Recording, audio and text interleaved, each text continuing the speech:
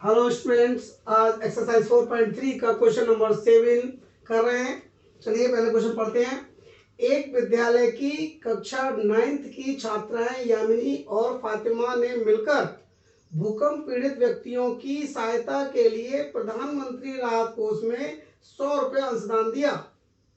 एक रैखिक समीकरण लिखिए जो इन आंकड़ों को संतुष्ट करता हो।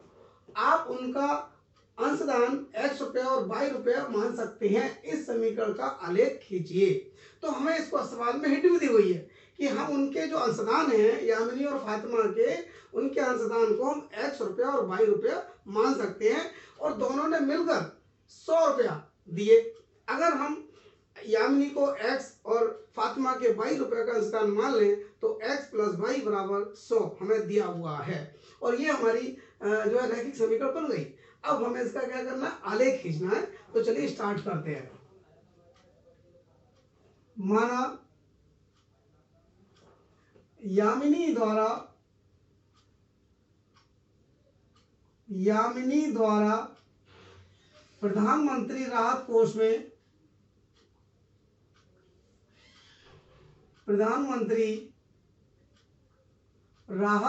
में दिया गया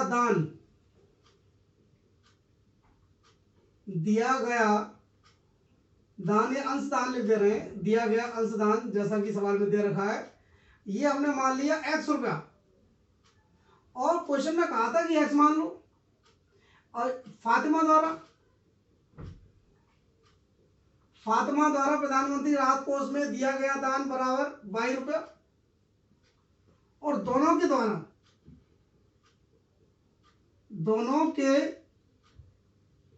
द्वारा दिया गया अंशदान, और ये सवाल में दे रखा है 100 रुपया। ये हमें दिया हुआ है क्वेश्चन में। अब दोनों के द्वारा अर्थात x + y दोनों को जोड़ दो और ये बराबर दे रखा है 100। तो ये तो एक रैखिक समीकरण बन गई। हमें इन्होंने कहा था कि रैखिक समीकरण लिखिए, ये आ गई रैखिक समीकरण। एक आंसर तो हमारा ये आ गया। लेकिन हमें क्या करना है, इसमें हमें आलेख भी बनाना है। चलिए अब आलेख बनाते हैं। इस समीकरण को ऐसे लिख देते हैं, y = 100 - x। इस x को उधर ले गए, इधर प्लस का था, उधर जाके माइनस का हो गया। इसे समीकरण 1 मान ले रहे हैं। चलो अब हम जानते हैं कि किसी भी रैखिक समीकरण का आलेख बनाने के लिए हमें कम से कम 3 बिंदु, वैसे 2 बिंदु से भी काम चल जाता है, 2 या 3 बिंदु हमें चाहिए होते हैं। तो वो 2 बिंदु हम खुद बनाएंगे। यहाँ पर हम x के मान अपनी तरफ से रखेंगे और y के मान निकालेंगे। तो चलिए सबसे पहले हम x का मान रख दे रहे हैं 0। तो हमारा y बराबर हो जाएगा 100 - 0 और 100 में से 0 घटाओगे तो 0 ही आएगा। अर्थात एक बिंदु हमारा आ गया, जैसे हम a मान ले रहे हैं, जिसमें x का मान 0 है और y का मान 100 है। चलिए दूसरा बिंदु निकालने के लिए हम x बराबर मान ले रहे हैं 50 मानेंगे तो y बराबर कितना आएगा, 100 - 50।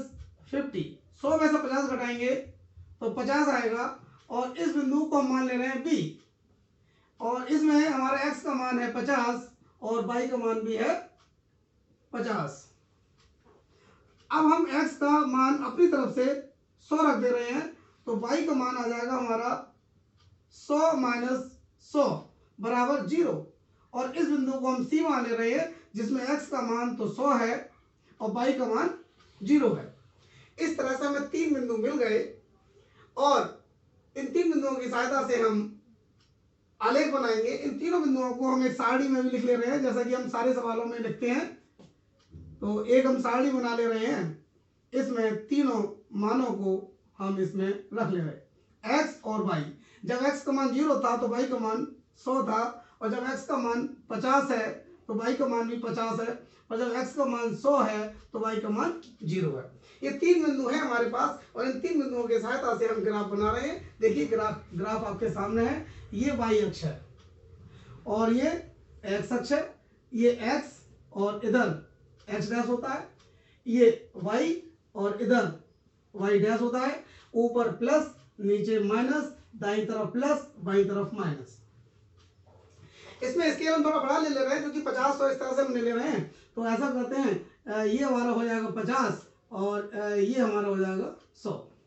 ऐसे ही इधर हमारा ये हो गया 50 और ये हो गया 100। तो हमें देखो माइनस के नंबर लेने की जरूरत है नहीं क्योंकि माइनस का नंबर हमने कोई लिया ही नहीं है। और ये हम जानते हैं जहाँ दोनों रेखाएं एक दूसरे को काटती हैं, दोनों अक्ष, उस बिंदु को मूल बिंदु कहते हैं और इसके निर्देशांक 0,0 होते हैं और इसे O से प्रदर्शित करते हैं। अब आप देखिए हम क्या करेंगे, जब x का मान 0 तो y का मान 100। देखिए जब x का मान 0 होता है तो वो बिंदु y अक्ष पर होता है और जब y का मान 0 होता है तो वो बिंदु x अक्ष पे होता है। ये बात हम पहले ही बता चुके हैं, आज फिर बता रहे हैं। तो ये बात क्लियर हो गई कि ये वाला जो बिंदु है ए वाला जिसमें x का मान 0 है तो वो बिंदु y अक्ष पर होगा। आपको एक बात और बता दें, x अक्ष की जो समीकरण होती है वो y बराबर 0 होती है और जो y अक्ष की समीकरण होती है वो x बराबर 0 होती है। अर्थात इस बात का मतलब ये है कि y अक्ष पर x का मान 0 होता है और x अक्ष पर y का मान 0 होता है, अर्थात उल्टा होता है। x अक्ष पर y 0 और y अक्ष पर x 0। इससे ये पहचान लेते हैं कि जब x 0 हुआ तो क्लियर हो गया ये y अक्ष पर होगा और जिसमें y 0 हुआ तो हम समझ जाते हैं कि ये वाला बिंदु तो x अक्ष पर होगा। चलिए करते हैं। तो 0,100 का मतलब है कि केवल y पे 100 जाओ। y ये है, ऊपर की तरफ प्लस y है, नीचे की तरफ माइनस y है। तो y पे 100 पे गए तो ये वाला बिंदु है जो ये बिंदु A है जिसके निर्देशांक कितने हैं, 0,100 है। अब दूसरा 50,50 यानी x पे भी 50 चलो और y पे भी 50 चलो। तो चलो x पे 50 और y पे 50, इसकी सीध में चलो और इसकी भी सीध में चलो। दोनों की सीध में जाओगे तो यहाँ पर ये वाला जो बिंदु मिला, इस बिंदु हमने B माना है इसको और ये हमारा हो जाएगा 50,50। ये 50,50 इसके निर्देशांक कहलाते हैं। तो ये हमें मिल गया। अब तीसरा बिंदु है 100,0 जिसमें y 0 है तो समझ जाओ ये वाला बिंदु x अक्ष पर है और x अक्ष पे केवल 100 पे चलो। अब x अक्ष पे हम 100 पे पहुंच गए, ये वाला बिंदु C है जिसके निर्देशांक हमारे जो है वो 100,0 है। हमें तीनों बिंदु मिल गए और तीनों बिंदुओं को मिला के हम इस आलेख को बनाएंगे। चलिए तीनों बिंदुओं को मिलाते हैं और उससे हमें पता चल जाएगा कि हमारा आलेख क्या है। देखिए इन तीनों बिंदुओं को हम मिलाते हुए एक आलेख, एक रेखा बना रहे हैं क्योंकि रैखिक समीकरण की हमेशा ग्राफ बनाते हैं या आलेख बनाते हैं तो एक रेखा के रूप में प्राप्त होता है। ये आपका आलेख हो गया, अर्थात ये एक सरल रेखा है। इस सरल रेखा को ही हम इस रैखिक समीकरण का आलेख कहते हैं।